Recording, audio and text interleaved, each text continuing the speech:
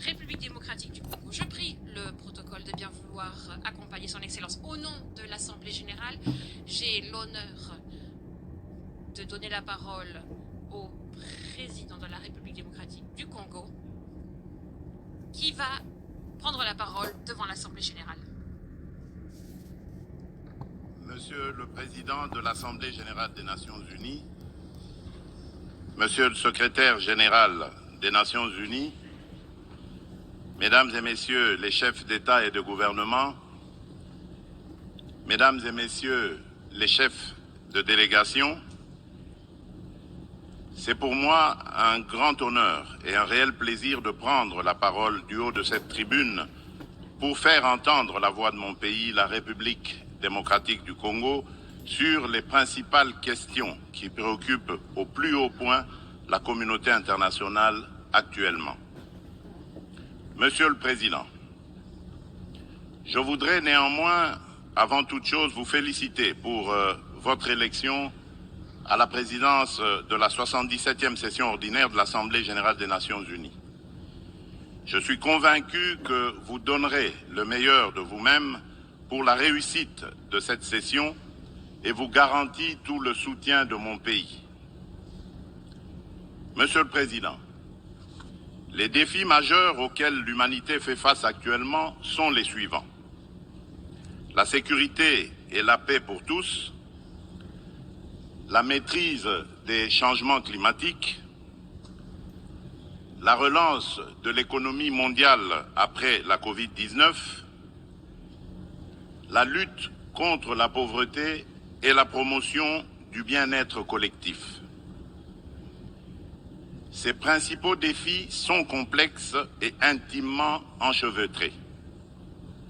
Conscient de cette réalité, je salue le choix judicieux et la pertinence du thème central de ces assises, à savoir un tournant décisif des solutions transformatrices face à des défis intriqués.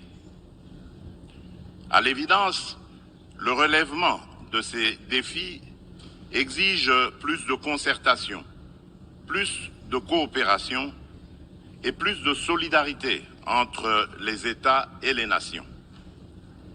Le maintien de la paix et la sécurité internationale constituent le fondement et l'objectif primordial de la création de l'Organisation des Nations Unies.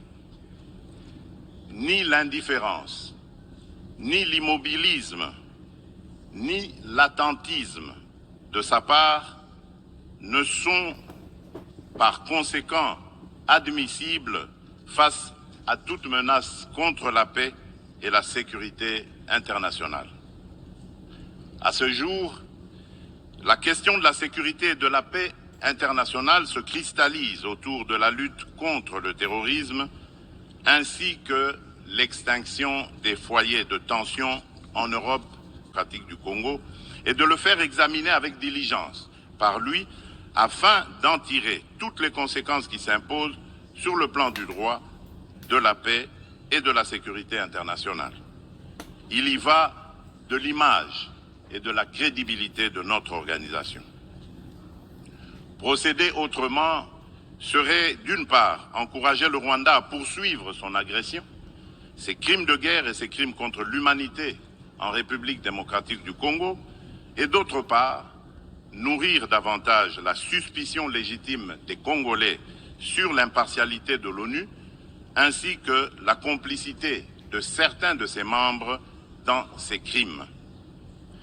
C'est pour mettre fin à cette suspicion et dissiper l'ambiguïté de certaines positions du Conseil de sécurité sur la crise sécuritaire à l'est de la RDC, ambiguïté qui excède la population congolaise et exacerbe la tension entre elle et la mission de l'ONU pour la stabilisation du Congo, la MONUSCO, que le gouvernement de mon pays a demandé la réévaluation du plan de retrait progressif et responsable de cette mission.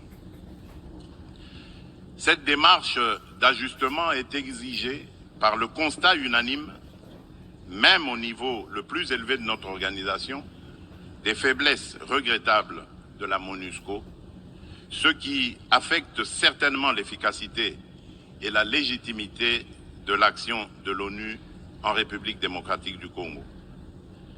La réévaluation du plan de retrait de la MONUSCO ne peut par conséquent nullement remettre en cause les relations entre mon pays et notre organisation.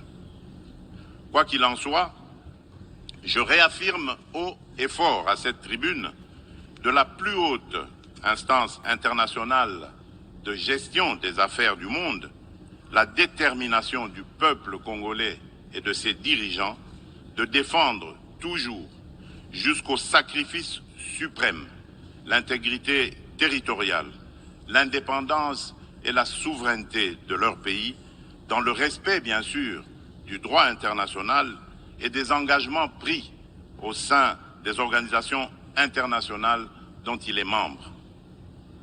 C'est ici le lieu pour moi de préciser que l'État congolais et la société civile ne permettront jamais à quiconque de tenir le discours de la haine tribale, ethnique et raciale ou xénophobe dans notre pays.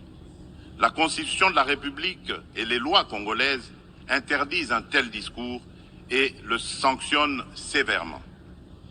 Nul ne peut donc prétexter de ce discours imaginaire pour justifier des aventures criminelles au Congo, diviser les Congolais et fragiliser l'unité nationale à laquelle tous mes compatriotes tiennent. La République démocratique du Congo n'est pas et ne sera jamais génocidaire.